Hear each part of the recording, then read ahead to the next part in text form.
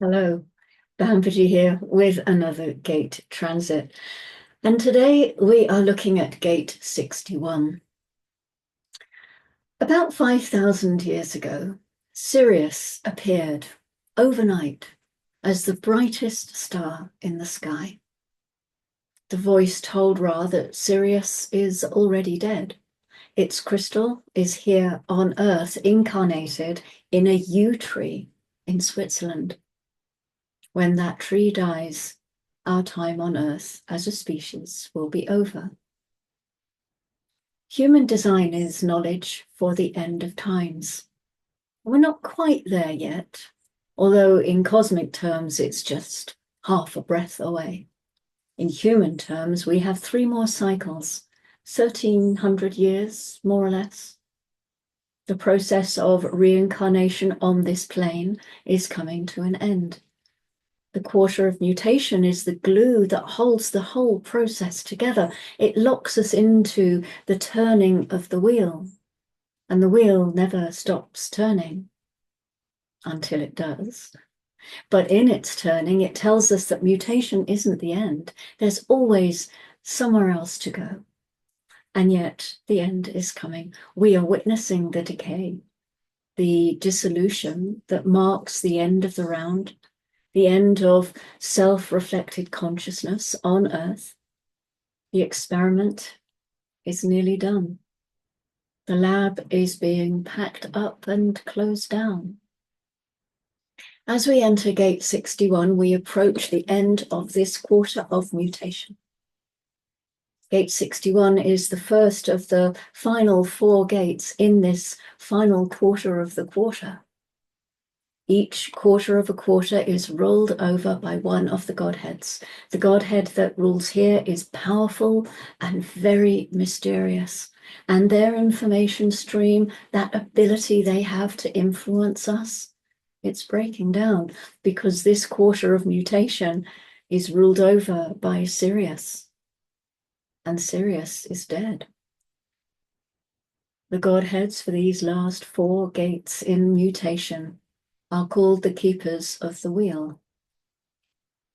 Why am I telling you this? Well, it's cosmology, which you know I love. It's mutation, which is my frequency. My personality sun is in gate 61, so this is my gate. And I have all 4 gates in this quarter of the quarter ruled over by the keepers of the wheel. Welcome to my world. And so on January the 10th at 1757, the sun transits into gate 61, the gate of inner truth, the gate of mystery, with its awareness of universal underlying principles. Gate 61, here we can see it in the mandala. It's the one with the yellow stripe coming out of it. It's the gate of mystery. It's in the head center. And its polarity, the opposition in the wheel, you can see there, gate 62. Gate 62 is in the throat center. It is the gate of detail, the preponderance of the small, with a voice that says, I think. Gate 61 is pointing down towards the ajna to its harmonic gate, gate 24, called the return, forming the channel of awareness, a design of thinker. The 61st gate is a pressure gate. It is a mental pressure gate in the individual mutative process. It is the pressure to have a mutative thought, to have an original concept, to know the unknown. And it is only through operating correctly that we can avoid the potential madness of trying to know the unknowable, because this is the gate of individual madness. This is the pressure and capacity that will fuel a unique inspiration or lead to delusion. It's the pressure to know the absolute and the potential for inner truth to descend through or as silence. The pressure to know is rooted in the fact that we're dealing with a mutative process that operates in a pulse. There is no knowing until the knowing emerges. None.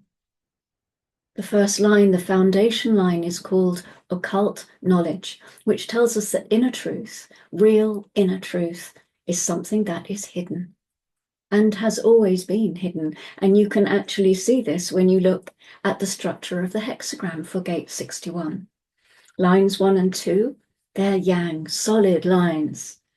And then we have 2 yin lines sandwiched in the middle. And then 5 and 6, again, are 2 solid lines. So you've almost got the look of a hole in the middle of the hexagram. And here in this hole is truth. This is the inner truth. The inner truth is form. The inner truth is the yin. It's not the yang that envelops it all with the illusion of the Maya. It is the yin that is tucked away in the deep core.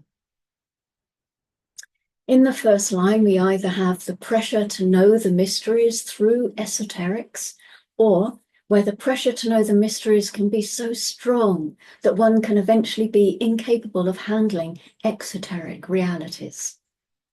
So much of inner truth has to be found in the hidden, and yet so many beings get so trapped in looking in these hidden places that they do not see the world for what it really is. See how spooky this one is today, because my door has just opened all on its own.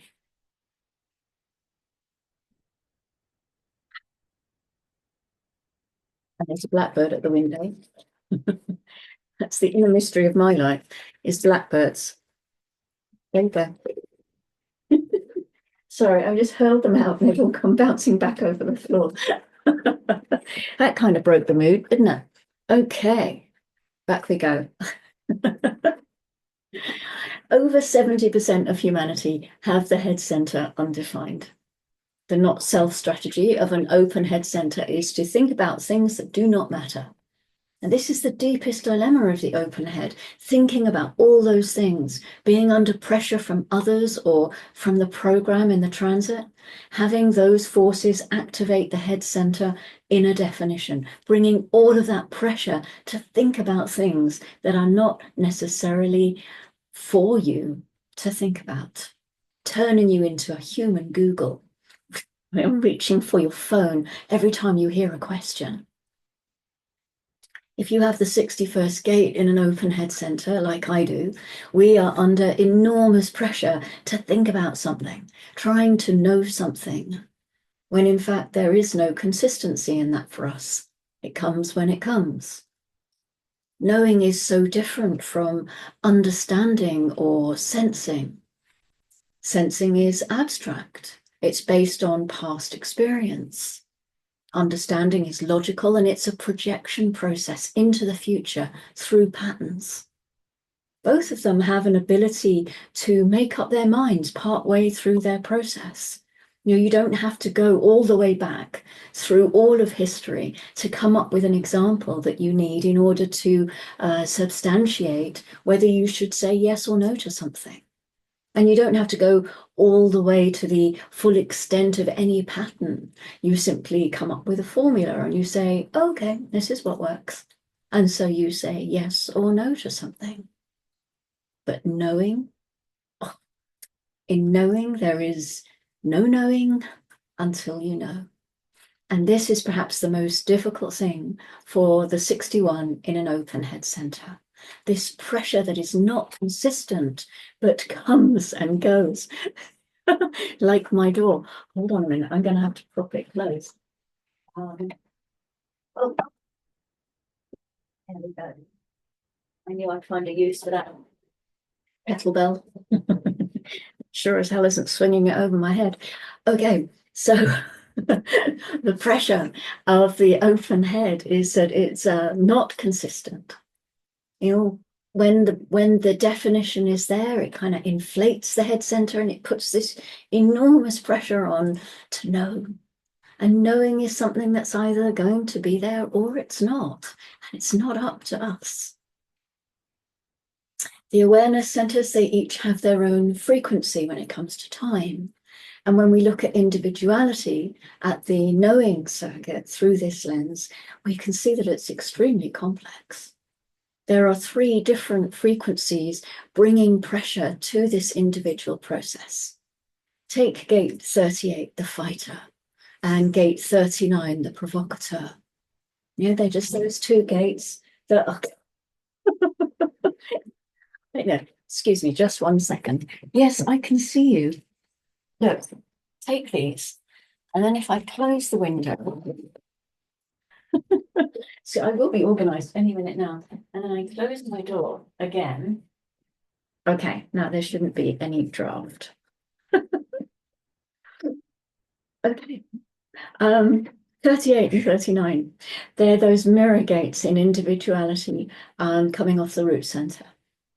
Okay, so like inner truth, they are aspects that operate out of different frequencies, but they do the same work. Now, it's all individuality. So unique inspiration, you could say, is both a struggle and a provocation. The pressure to fight is splenic, and therefore it's spontaneous. The pressure to provoke is emotional, and it comes in a wave. But the pressure to know is mental, and it stays for all of time. The potential of struggle is staying alive in the now.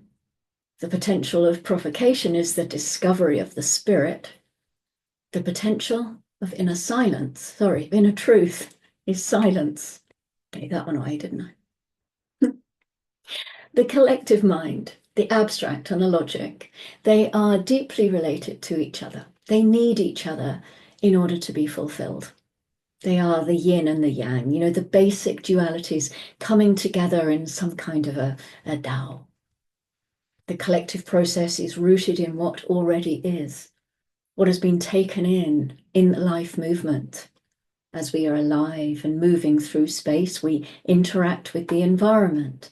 The abstract person interacts with that environment in its relative present and reflects on it as a past phenomenon. The logical person goes through this movement and takes in information and projects it onto the future. And they're the same kind of business, really. No, it's the business of relating to what they have gone through. But when you come to the individuality of the 61, when you come to inner truth, none of that exists. This is not a visual mental process, it's acoustic. Like everything to do with the individual process. The 61 as an inspiration, it's not the visions passing through the mind, but it's a static noise inside of the mind that keeps the mind occupied. So whenever you deal with an individual at the mental level, it's very important to understand the law of the knower, which is to know what is knowable and of value, to know what is knowable and unnecessary, and to know what is unknowable. The knower has to leave alone what is unknowable. If you don't know what is unknowable and you can't leave it alone, you go mad. Individual knowing is a spontaneous mutation with no foundation in either the past or the future. It is not a sequence. It is not a pattern. It is a spontaneous, mysterious mystery. It is the mysterious knowing, and the fuel is the pressure of the unknown or the unknowable. This is what is driving the 61. It must know for itself. It must know in the same way that the 28 has to know that life is of value, or that the 55 has to know deeply that spirit exists in this life. The 61 is the inspiration for the whole mental plane of knowing. And the 61 only wants one thing: silence in the mind. No voices talking, no dialogue, nothing. Maybe music. Music is very often good for individuality and for the individual mind. The energy mechanic is to struggle for silence. Because silence, in this sense, means that you know what you need to know. And what is it that you need to know? Ra used to quote the Oracle of Delphi, which said, "Know thyself." Knowing thyself is the only thing of value to know. Everything else is secondary. If you know yourself, the unknowable is you, and you do not have to seek the unknowable. The moment that you truly know yourself, you know the mystery of life because you get to live it. This is what you are designed for, your mystery, your story. What the 61 really wants to know is, what is my story? Who am I? How does it all work? What does it all mean? And this is the path to the inner truth. So the headline again, it reads, the awareness of universal underlying principles. To know what the universal principles are and not to make them up. Not to think that they happened in the past and that somebody out there knows what it's all about. You know, they know, but we do not. Or somehow that it's in the future, it is something that we have yet to attain. The collective, like the tribe, they're always at the mercy of mutation. Mutation is what makes all of this life so interesting. Mutation is what breaks us out of the old abstract cycles, shattering the patterns. And mutation brings us into a new realization, a new recognition, a new wonder. And it is there all the time.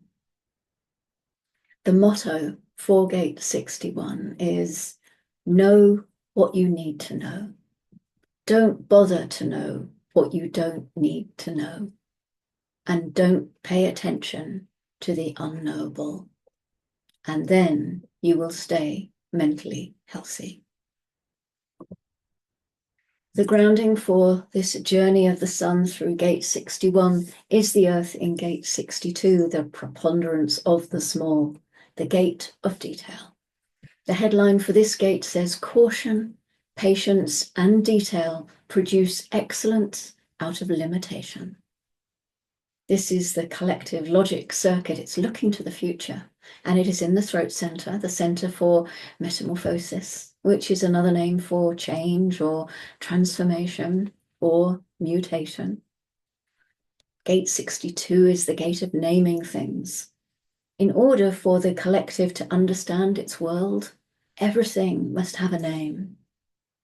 The fixing of names is the foundation of the Maya. So does 62 ground and support Gate 61 by giving names to the mystery, by naming the inner truth. Perhaps in this way, the individual knowing of the 61 can be accepted into the collective. Thank you for joining me as we begin this exploration into this most fascinating, mysterious, and wonderful Gate 61. I look forward to you joining me as we go through the lines. I will be back with line 1 very shortly. But for now, as always, love yourself. Love that mystery that is you, and go gently.